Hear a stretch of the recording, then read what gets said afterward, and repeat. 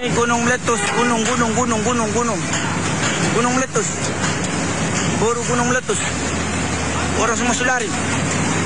Boru. Boru saat ini. Narik ke bolonnya. Terus. Meledak. Boru. Hujan batu. Terus. Hujan batu. Kami yang ada ini bisa bongkar supaya bisa bagaimana ambil mereka tertim bongkar mereka ya. Oke, terima kasih. Siapa? Oke. Wih, bab saya rumah hancur. Habis Santi, aduh Santi kesian nih. Wih, terbakar semua. Aduh.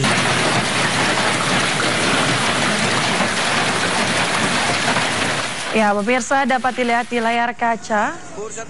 Data sementara dari BPBD NTT menyebut 10 orang meninggal dunia akibat erupsi Gunung Lewatobi laki-laki di Kabupaten Flores Timur, Nusa Tenggara Timur. Jumlah korban diperkirakan masih akan bertambah mengingat proses evakuasi hingga saat ini masih berlangsung. Erupsi juga mengakibatkan puluhan warga terluka akibat terkena serpihan batu dan juga kerikil yang menembus atap-atap rumah. Tim BPBD Flores Timur telah mendirikan beberapa lokasi pengungsian darurat guna menampung warga yang terdampak. Pemerintah Kabupaten Flores Timur melalui BPBD mengimbau agar warga yang berada di sekitar lereng tetap waspada dan selalu mengikuti arahan tim di lapangan. Aduh. Tapi pas jam 12 malam, barusan tadi berlangsung. Kami lari terpontang-panting, ada yang baku tindis karena kondisi jalan tidak bisa baku lihat badan. Akhirnya saling baku tabrak. Lalu saya ini berada di Burklobong. Sekian dan terima kasih.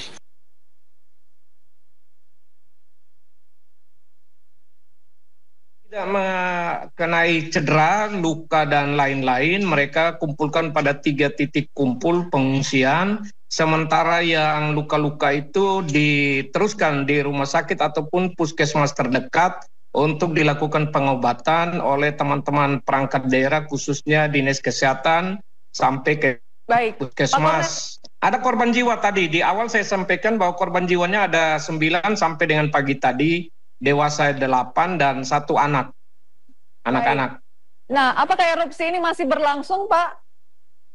Kondisi sampai dengan sekarang masih berlangsung dan pagi tadi beberapa perangkat daerah terkait di bawah koordinasi BPBD Kabupaten terus melakukan identifikasi di lapangan sekaligus dengan Porkompinda setempat untuk melakukan evakuasi terhadap korban yang masih ada di lapangan ataupun penyelamatan kepada titik-titik pengungsian. Dan bagi yang korban luka dan ini langsung diteruskan ke rumah sakit atau pustu setempat atau puskesmas dilakukan pengobatan. Baik, Pak. Selain itu juga perangkat daerah lain melakukan antisipasi untuk terkait kebutuhan pokok mereka yang harus dilakukan penanganan di tingkat lapangan pada titik kumpul atau titik pengungsian. Kita ke informasi lain, pemirsa. Setelah berulang kali mangkir, penyidik Jaksa Agung Muda Pidana Khusus Jampitsus menangkap mantan Dirjen Perkeretaapian Kementerian Perhubungan Prasetyo Budi Cahyono. Penangkapan ini dilakukan atas dugaan korupsi pembangunan jalan kereta api Besitang Langsa yang merugikan negara sebesar 1,1 triliun rupiah.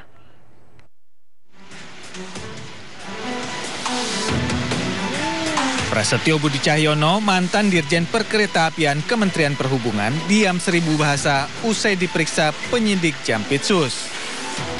Penangkapan Prasetyo dilakukan karena tersangka melakukan korupsi saat masih menjabat sebagai Dirjen Perkeretaapian Kemenhub. Ia ditetapkan sebagai tersangka terbaru dalam perkara korupsi pembangunan jalan kereta api Besitang Langsa pada Balai Teknik Perkeretaapian Medan pada tahun 2017-2023. Kasus ini merugikan keuangan negara sebesar 1,1 triliun rupiah. 7 terdakwa lain dalam kasus ini didakwa dalam berkas terpisah. Dalam pelaksanaan pembangunan tersebut, Saudara PB memerintahkan kuasa pengguna anggaran, yaitu terdakwa NSS, yang saat ini perkaranya dalam proses persidangan, memecah pekerjaan konstruksi tersebut menjadi 11 paket dan meminta kepada kuasa anggaran, yaitu saudara NSS, agar memenangkan 8 perusahaan dalam proses tender atau lelang. Sebelumnya, Prasetyo Budi Cahyono ditangkap di sebuah hotel di kawasan Sumedang, Jawa Barat pada Minggu siang. Dari Jakarta, Helmi Sajangbati, iNews melaporkan.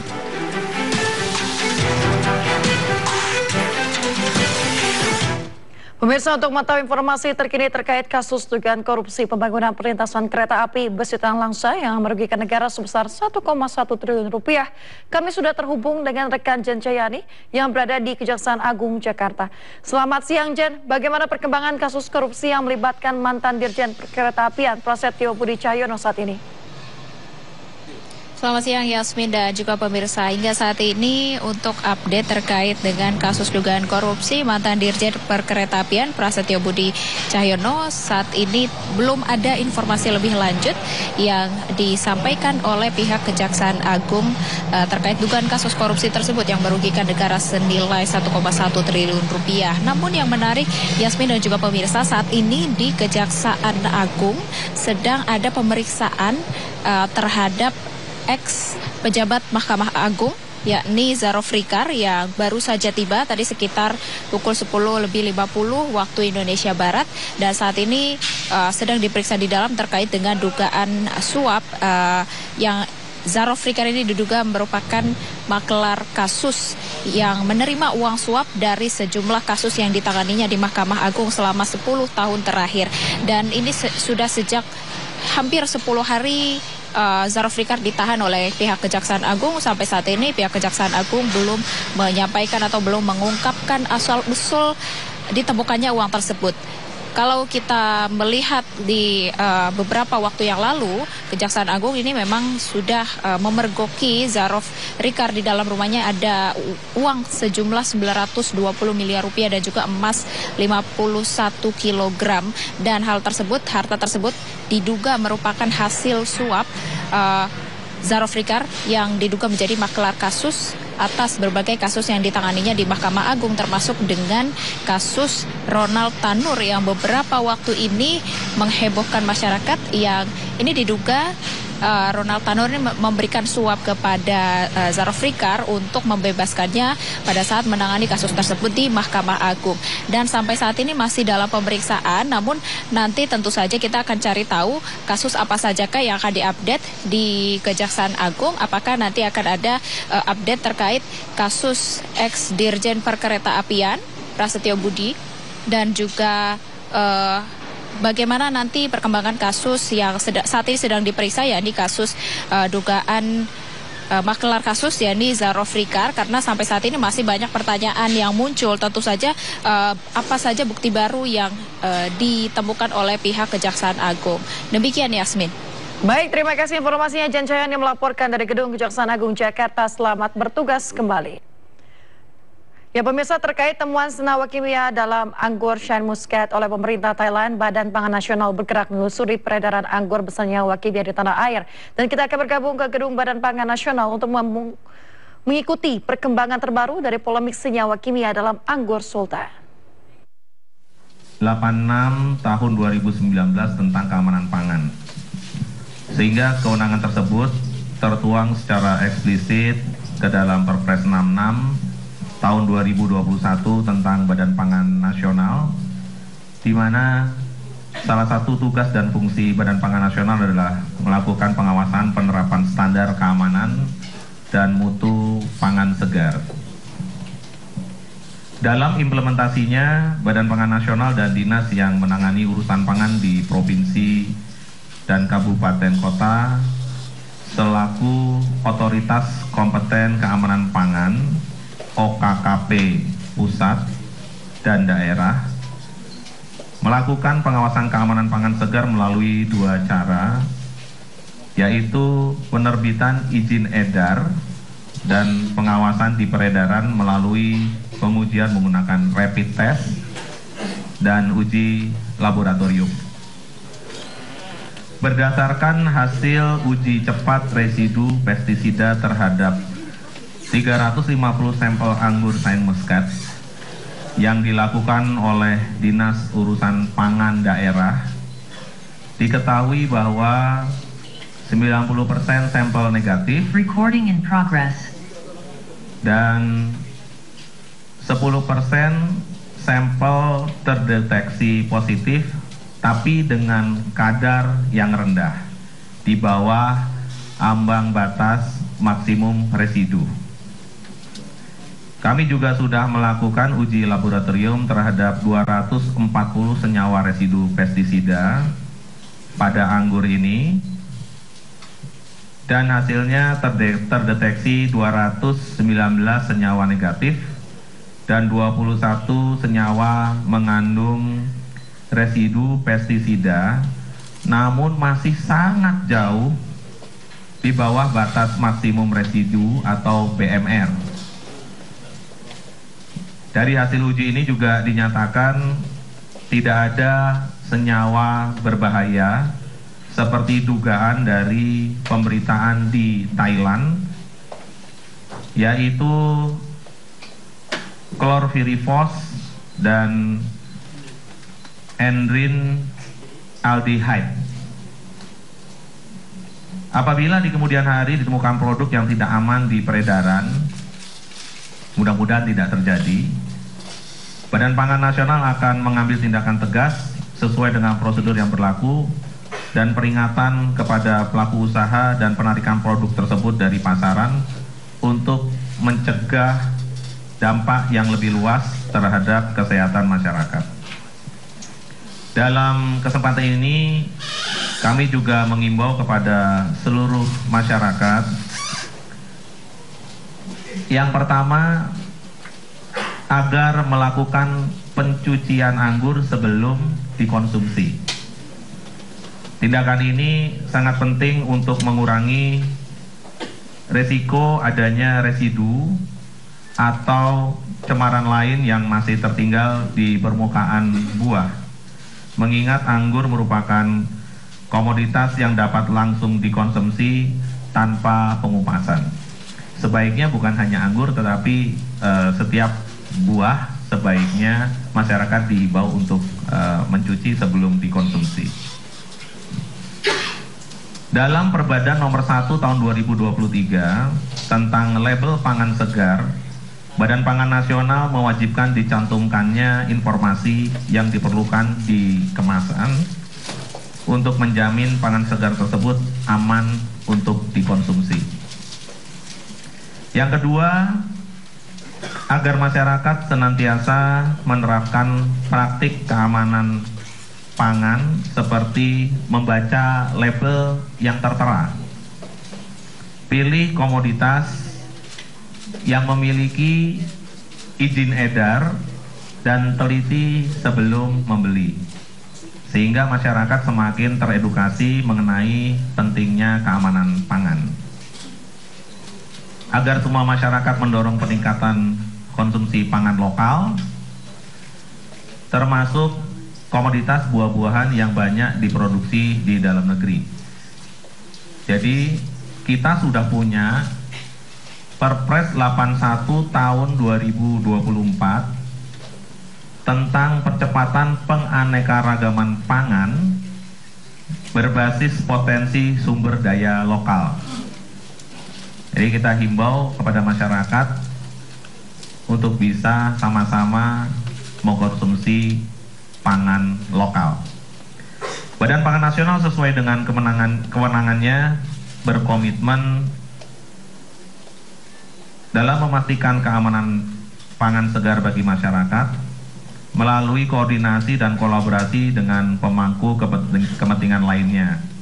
Dalam hal ini saya mengundang Kepala BPOM Pak Taruna Ikrar, terima kasih, dan satu lagi Pak Sahat, Kepala Karantina. Beliau berdua hadir di Badan Pangan Nasional ini untuk menjelaskan beberapa hal. Jadi karena keamanan pangan segar ini terkait pastinya dengan teman di karantina dan satu lagi BPOM.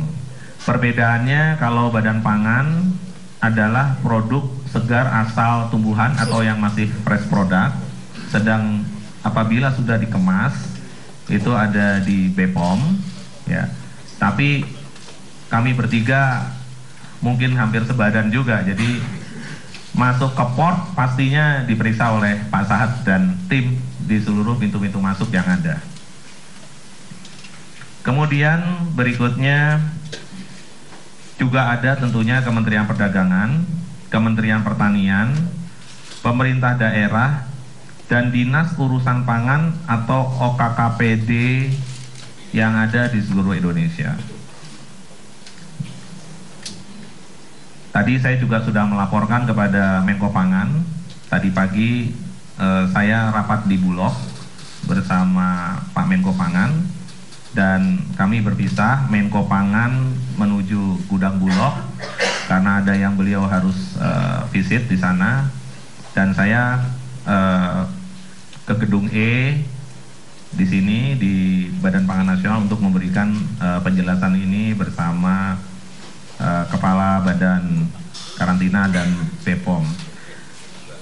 Untuk berikutnya saya mempersilahkan Kepala Badan Karantina Indonesia, setelah itu bisa dilanjut oleh Kepala BPOM.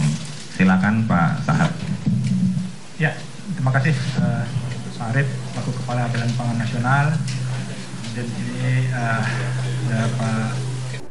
Anda kembali di Indosiang, pemirsa. Pegawai Kementerian Komunikasi dan Digital yang tersangkut kasus situs judi online bertambah menjadi 16 orang. 11 diantaranya bertugas memblokir situs judi online serta meraup keuntungan hingga 8,5 miliar rupiah dalam sebulan.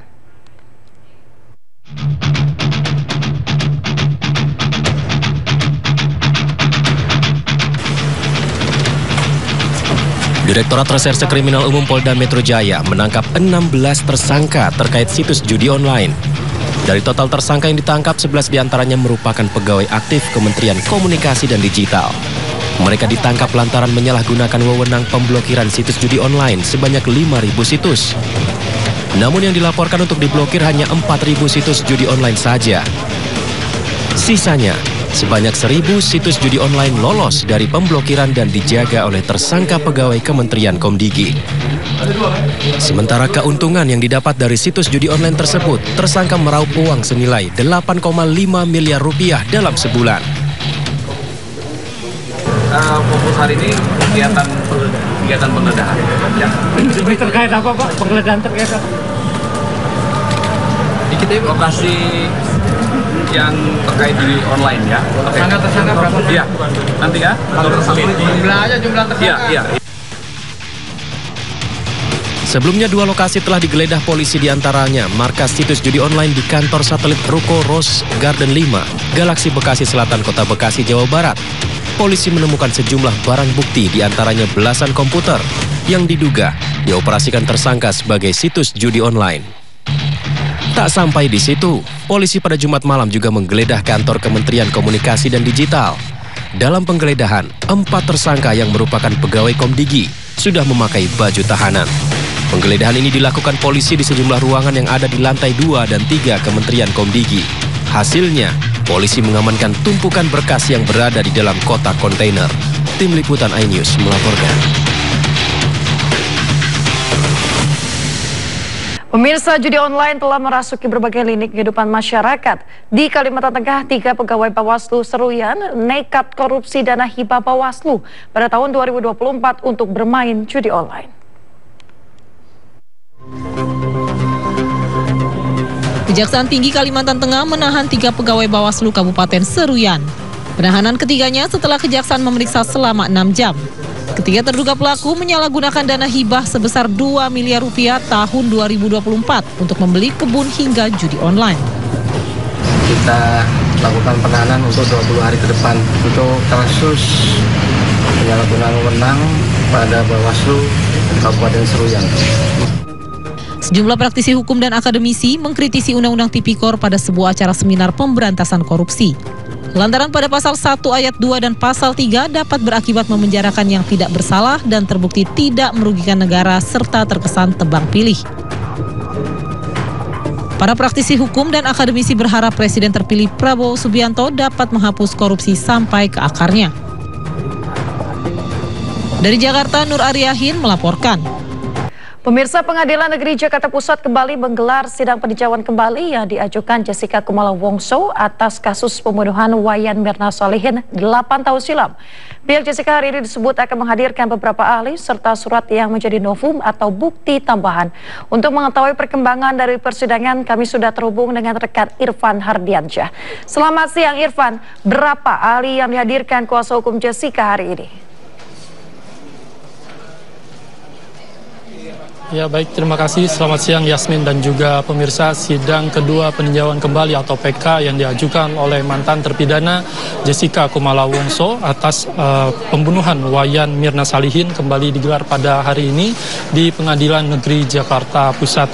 Dan untuk persidangan tadi digelar pada pukul 10:49 di ruangan Wirjono 3. Terlihat Jessica Kumala Wongso juga ini terlihat hadir secara langsung untuk mengikuti agenda persidangan pada hari ini. Dan untuk sidang kedua PK pada hari ini dengan agenda pemeriksaan ahli dari pihak pemohon dan penyerahan bukti surat PK dari pihak Jessica. Dan untuk ahli sendiri ini pihak pemohon atau Jessica menyiapkan 3-4 ahli. Namun pada agenda sidang hari ini hanya satu yang hadir, yakni Rismon Hasiholan Sianipar sebagai ahli digital forensik. Dan pada agenda persidangan sebelumnya yakni agenda pembacaan memori kasasi, kemudian pengambilan sumpah penemu novum dan tanggapan jaksa terhadap memori PK. Dalam hal ini jaksa Sandi Handika membuka sesi tanggapan jaksa atas memori PK pihak terpidana dengan berbagai isi tanggapan. Kemudian juga pihak jaksa ini mengatakan berbagai bukti yang sah termasuk rekaman CCTV, kemudian juga keterangan saksi, ahli dan hasil forensik telah dengan jelas menunjukkan bahwa Jessica Kumala Wongso ini bersalah dalam kasus pembunuhan berencana. Dan dalam sesi pembacaan tanggapan yang dibacakan bergantian oleh jaksa menyatakan materi memori PK pihak Jessica Wongso ini tidak didukung oleh novum atau bukti baru yang sah dan alasan yang cukup. Sementara itu pihak Jessica ini meminta majelis hakim menerima permohonan PK yang diajukan, kemudian juga meminta untuk dinyatakan tidak bersalah dalam kasus kopi sianida yang menyebabkan meninggalnya Wayan Mirna Salihin. Selain itu pihak Jessica juga meminta majelis hakim membatalkan putusan pengadilan yang memvonis Jessica serta meminta agar Mahkamah Agung memulihkan harkat dan martabatnya dan mengembalikan hak-haknya seperti semula. Dan kita masih menantikan akan seperti apa proses jalannya sidang pada hari ini, dan kami juga masih menunggu dari pihak Jessica ataupun dari pihak kuasa hukum Jessica untuk memberikan keterangan persnya kepada kami. Yasmin. Baik, terima kasih informasinya Irfan Ardiansyah melaporkan dari Pengadilan Negeri Jakarta Pusat. Selamat bertugas kembali. Ya, pemirsa, dalam sidang pekan lalu pihak jaksa penuntut umum menyebut tidak ditemukan adanya novum atau bukti baru dalam kasus pembunuhan terhadap Wayan Mirna Salihin. Jaksa juga meminta hakim menolak PK terpidana Jessica seluruhnya. Ini membuktikan bahwa ada dugaan rekayasa yang telah dilakukan terhadap rekaman CCTV tersebut. Pengadilan Negeri Jakarta Pusat menggelar sidang perdana peninjauan kembali jilid 2 yang diajukan oleh Jessica Kumala Wongso, terpidana kasus kopi sianida yang menewaskan Mirna Salihin Selasa kemarin. Agenda persidangan perdana tersebut adalah pembacaan memori kasasi dan pengambilan sumpah penemu novum atau bukti baru bernama Helmi Bostam. Adapun novum yang dibawa pihak Jessica berupa rekaman tayangan dialog ayah Mirna, yakni Darmawan Salihin, di salah satu televisi pada 7 Oktober 2023 dan flash disk rekaman CCTV lengkap di Cafe Olivier, tempat kejadian perkara. Oke, kalau yang novum baru itu adalah acara di TV One antara Karnelias dengan Edi Salihin. Dia akan diskusi masalah hukum. Nah, dalam pembicaraannya itu bahwa Edi Salihin mengatakan mempunyai alat bukti, yang mana alat bukti itu belum pernah diserahkan. Nah, waktu itu ditayangkan ditayangkan. Tetapi kita tidak bisa menjelaskan secara detail karena kita bukan ahlinya. Nah, makanya sidang ini adalah tadi disumpahnya saksi yang menemukan opum menyerahkan itu nanti dalam persidangan berikutnya. Sementara dalam sidang, Jaksa Penuntut Umum Kejaksaan Agung meminta agar hakim menolak PK terpidana Jessica seluruhnya. Terdakwa Jessica Kumala Wongso pada saat pemeriksaan tidak didapatkan adanya tanda-tanda gangguan jiwa berat, tidak didapat tanda-tanda gangguan proses berpikir dan gangguan intelektual yang dapat mempengaruhi kecakapan terperiksa untuk menjalani proses hukum. 2. Terdakwa memiliki risiko untuk melakukan tindak kekerasan berulang terhadap dirinya sendiri. JPU mengatakan materi memori peninjauan kembali dari terpidana Jessica Kumala Wongso tidak didukung oleh novum atau bukti baru yang sah. Menurut JPU, berbagai bukti yang sah, termasuk rekaman CCTV, keterangan saksi, ahli, dan hasil forensik telah dengan jelas menunjukkan Jessica bersalah dalam kasus pembunuhan berencana. Dari Jakarta, tim liputan A-News melaporkan. Pemirsa, usai melakukan kunjungan kerja ke Merauke dan Bali, Presiden Prabowo Subianto menyempatkan berkunjung ke kediaman Presiden ke-7 Republik Indonesia Joko Widodo di Solo, Jawa Tengah. Keduanya berbincang empat mata, kemudian menikmati makan malam di angkringan.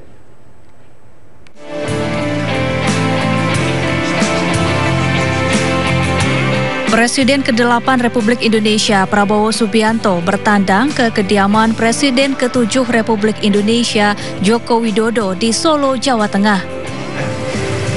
Kemana Pak? Rencana kemana Pak? Kemana? Acara apa Pak? Saya nggak tahu jalan di Solo. Setelah berbincang empat mata, keduanya langsung keluar menuju tempat makan untuk menikmati makan malam bersama. Prabowo dan Jokowi naik dalam satu mobil ke Wedangan Omah Semar.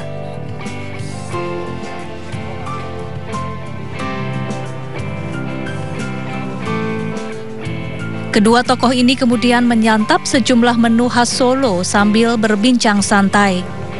Di tempat ini pula Prabowo pernah bertemu Gibran Rakabuming Raka saat Gibran masih menjabat sebagai wali kota Solo. Sebelum bertemu Jokowi, Prabowo sebelumnya melakukan kunjungan kerja ke Merauke, Papua Selatan dan Denpasar, Bali. Dari Solo, Jawa Tengah, Septiantoro, iNews melaporkan.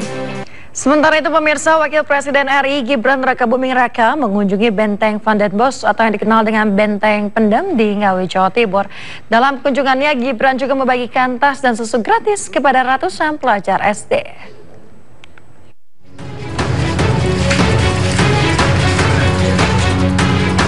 Wakil Presiden Republik Indonesia Gibran Rakabuming Raka mengunjungi Benteng Van den Bosch atau Benteng Pendem di Kelurahan Pelem, Ngawi, Jawa Timur, Minggu pagi. Didampingi penjabat Gubernur Jawa Timur Karyono, Gibran berkeliling dan memasuki sejumlah ruangan di bangunan bersejarah yang dibangun antara tahun 1830 hingga 1845 tersebut.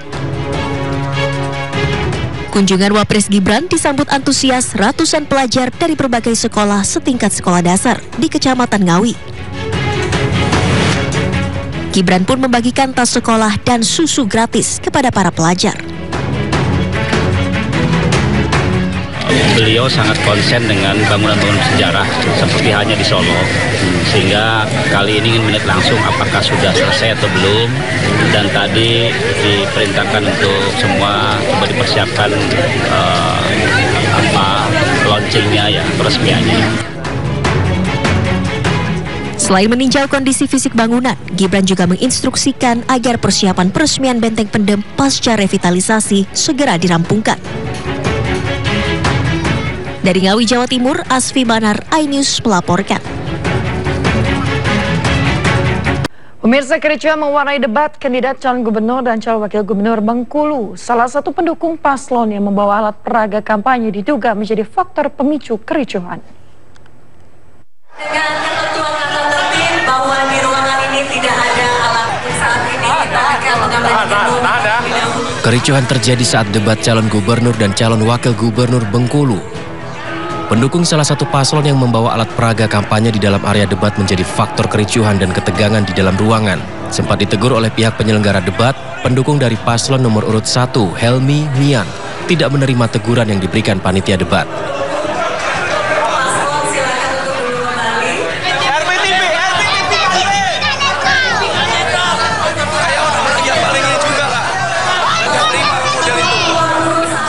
Pendukung sempat bersorak dan menolak APK-nya diamankan penyelenggara debat. Pihak Bawaslu Bengkulu menghimbau kepada KPUD Bengkulu terus mengingatkan para pendukung untuk tidak menyertakan APK ke area debat. Masuk media dijadikan panitia. Kalau emang panitia yang netral dong. Berapa kontra RBTV? Berapa kontra RBTV?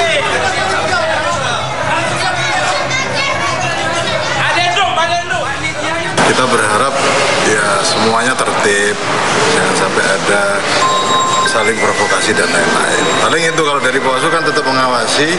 Kita berharap debat tidak terganggu dengan saling provokasi dan lain-lain. Pokoknya kita jaga ketertiban lah, biar semuanya substansinya dapat. Akibat kericuhan ini, debat sempat terhenti dan kembali dilanjutkan hingga akhir tanpa ada kericuhan lebih lanjut. Adapun paslon yang mengikuti debat yakni Helmi Hasan yang merupakan mantan wali kota Bengkulu 2 periode dan pasangannya Mian merupakan Bupati Bengkulu Utara 2 periode. Sementara Rohidin Mersyah merupakan gubernur petahana dan pasangannya Meriani berasal dari kalangan pengusaha. Dari kota Bengkulu, Endro Dwirawan, iNews melaporkan.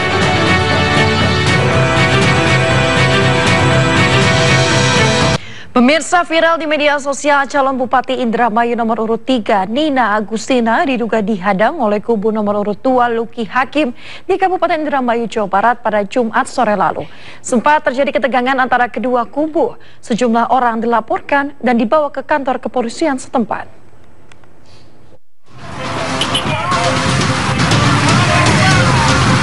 Rekaman video amatir menunjukkan rombongan calon Bupati Indramayu, Nina Agustina, diduga dihalang-halangi sekelompok orang yang mengacungkan 2 jari saat melintas di jalan raya depan SMA Negeri 1 Sukra.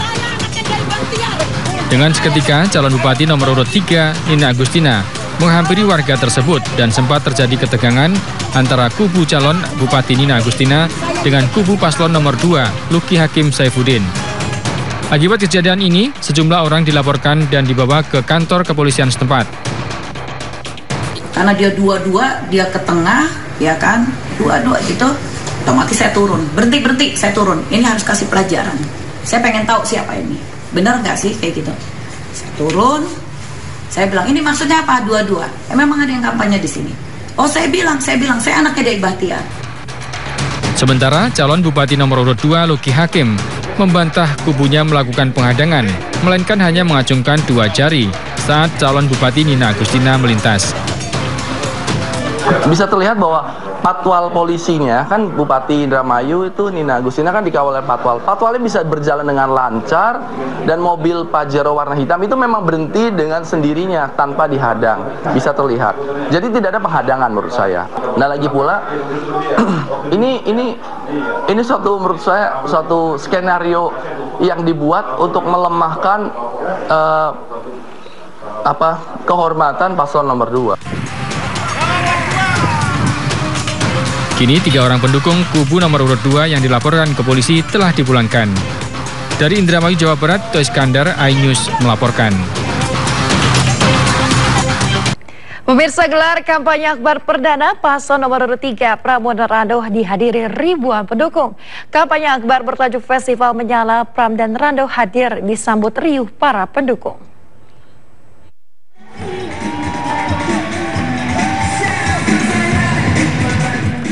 Gelar kampanye akbar perdana paslon nomor urut 3 Pramono Anung Rano Karno dihadiri ribuan pendukung. Kampanye akbar yang diadakan di kawasan internasional Velodrome Rawamangun, Jakarta Timur ini bertajuk Festival Menyala.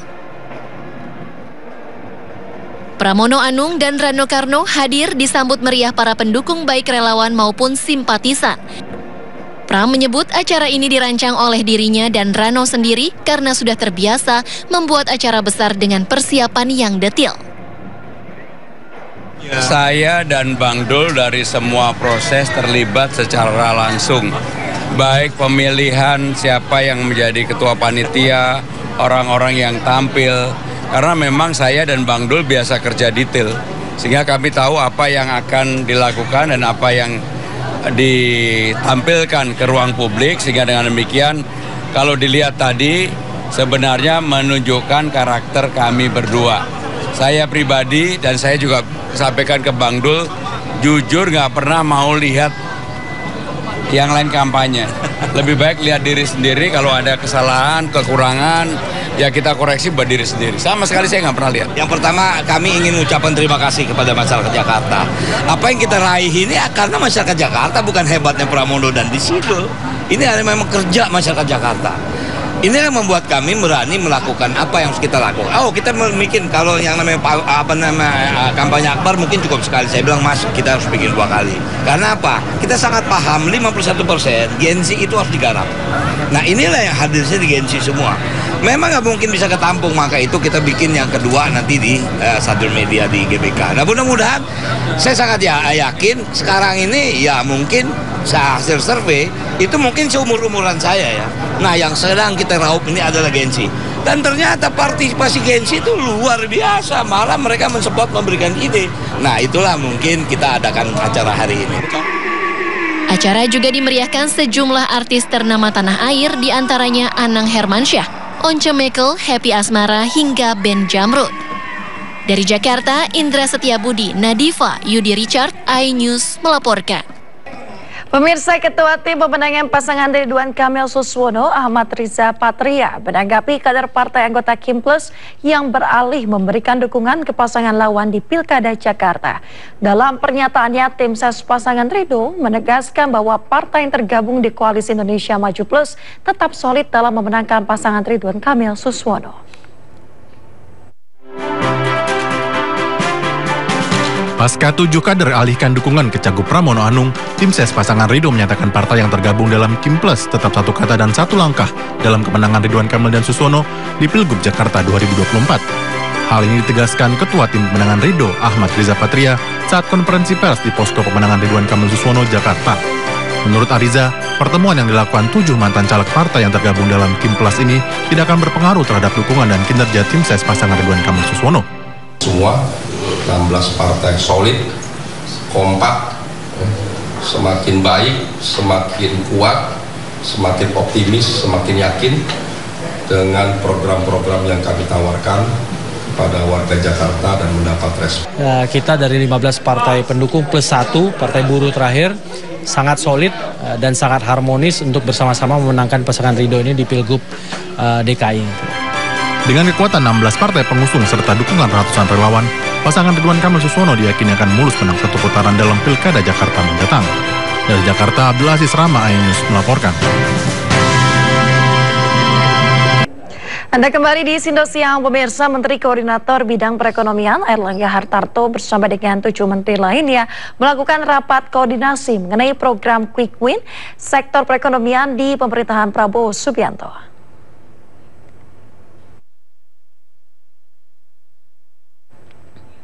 Pemirsa, rapat koordinasi tersebut digelar secara tertutup pada Minggu pagi. Beberapa hal yang dibahas adalah terkait keputusan Mahkamah Konstitusi soal ketenagakerjaan dan juga Undang-Undang Ketenagakerjaan seperti revisi jaminan kehilangan pekerjaan.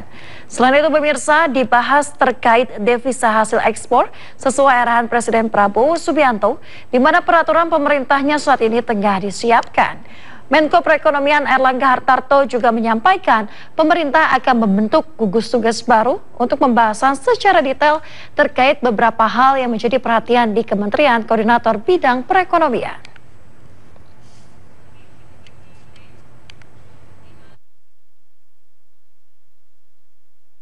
Rapat koordinasi hari ini, rapat koordinasi terbatas, itu dilakukan untuk menindaklanjuti daripada retreat di Magelang untuk membahas apa yang ditargetkan oleh Bapak Presiden.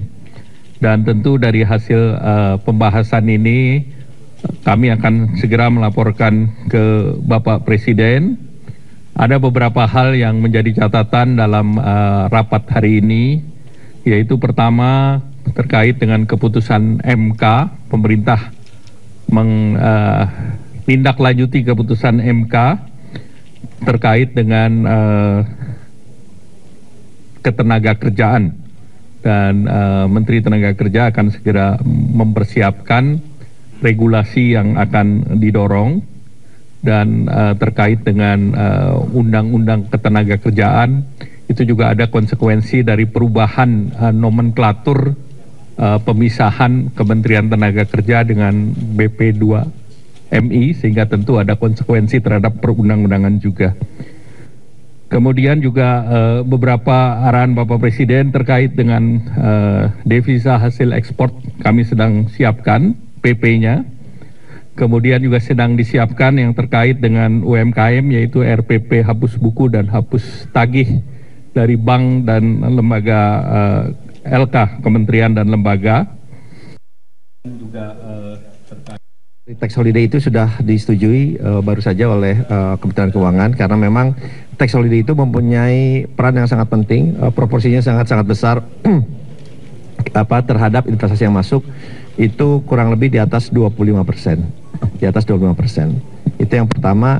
Yang kedua, memang menyangkut dengan adanya GMT ini, Global Minimum Tax, yang rate-nya itu ada 15%, yang banyak sudah diberlakukan di banyak negara sebetulnya, hampir 100 negara lebih, dan memang ini mempunyai dampak kepada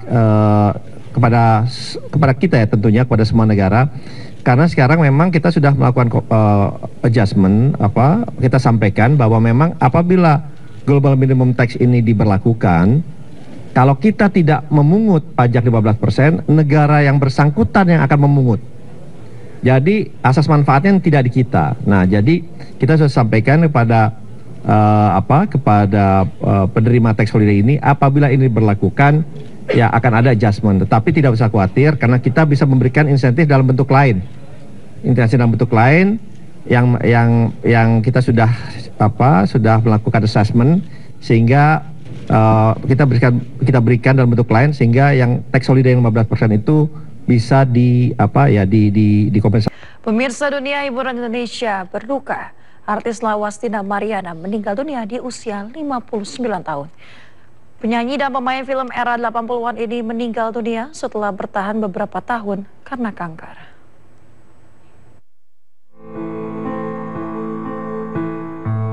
Dina Mariana menghembuskan nafas terakhirnya setelah sempat menjalani perawatan di rumah sakit.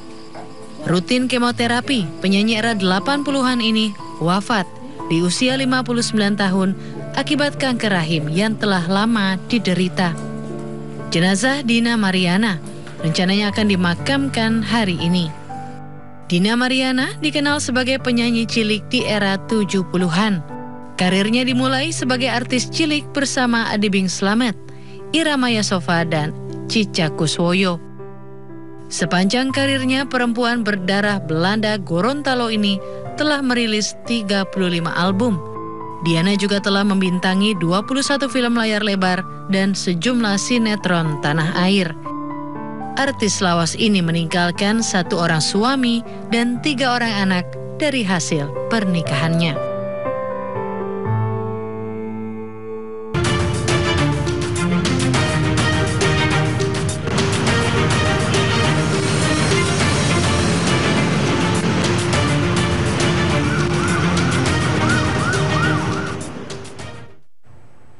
Pemirsa, selanjutnya kami akan ajak Anda mengetahui pantauan lalu lintas hari ini di sejumlah wilayah melalui pantauan CCTV Korlantas Polri.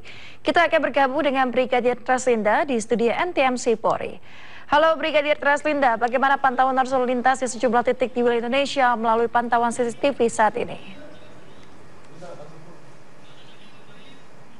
Ya baik, terima kasih Yasmin, dan selamat siang pemirsa. Saya akan mengajak Anda untuk melihat kondisi arus lalu lintas terkini melalui pantauan CCTV Korlantas Polri untuk menemani aktivitas siang Anda.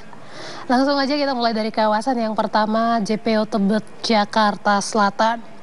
Arus lalu lintas di Jalan Arteri Semanggi yang akan mengarah ke Cawang saat ini dalam keadaan ramai lancar dengan dominasi kendaraan pribadi roda 4. Kemudian di tol dalam kota juga dalam keadaan ramai lancar. Harap para pengendara untuk selalu menjaga batas kecepatan maksimum kendaraan Anda dan tentunya jaga jarak aman kendaraan Anda dengan kendaraan lainnya. Kita tinggalkan JPU Tebet, Jakarta Selatan. Selanjutnya kita beralih ke Patok Besi, Subang, Jawa Barat. Arus lalu lintas dari arah Cikampek yang akan mengarah ke Cirebon pada saat ini dalam keadaan relatif lancar. Begitupun di arah sebaliknya, yaitu dari Cirebon yang akan mengarah ke Cikampek. Kami himbau para pengendara untuk bersabar dan berhati-hati serta antisipasi kendaraan yang keluar masuk dari tempat pengisian bahan bakar. Dari Patok Besi Subang, Jawa Barat, selanjutnya kita beralih ke Simpang Tugu, Kertasuro, Jawa Tengah. Arus lalu lintas dari arah Klaten yang akan mengarah ke Yogyakarta saat ini dalam keadaan relatif lancar, dan dari Sukoharjo yang akan mengarah ke arah Solo maupun Boyolali dalam keadaan ramai lancar. Dan kami himbau juga bagi para pengguna untuk selalu berhati-hati di persimpangan pada kawasan ini dan juga untuk selalu menjaga batas kecepatan meskipun lalu lintas lancar di kawasan ini. Pemirsa, yang terakhir kita pantau dari Simpang 4 Joko Tole, Pemakasan, Madura. Arus lalu lintas dari Jalan Joko Tole akan mengarah ke alun-alun Pemekasan saat ini masih dalam keadaan relatif lancar, dan dari Jalan Joko Tole yang akan mengarah ke Jalan Jingga juga dalam keadaan ramai lancar. Persendatan kendaraan terjadi di antrian traffic light, dan dari arah Pemekasan ataupun Pakom yang akan mengarah ke Sumenep juga dalam keadaan ramai lancar. Kami harapkan Anda untuk selalu parkir di belakang garis stop terkhusus kendaraan roda 2. Hal ini untuk memberi ruas jalan di zebra cross bagi pejalan kaki. Kemudian pemirsa, kami harapkan Anda untuk selalu mematuhi aturan dalam berlalu lintas demi terciptanya keamanan, keselamatan, serta ketertiban. Hal ini juga untuk mencegah terjadinya kecelakaan lalu lintas. Untuk mengupdate informasi-informasi seputar arus lalu lintas terkini, kami siap melayani Anda di 1500669 ataupun melalui SMS center kami di 9119. Yasmin, kembali ke Anda di studio, silakan. Baik, terima kasih Brigadir Traslinda melaporkan dari Studio NTMC Polri Jakarta. Selamat bertugas kembali dan salam presisi.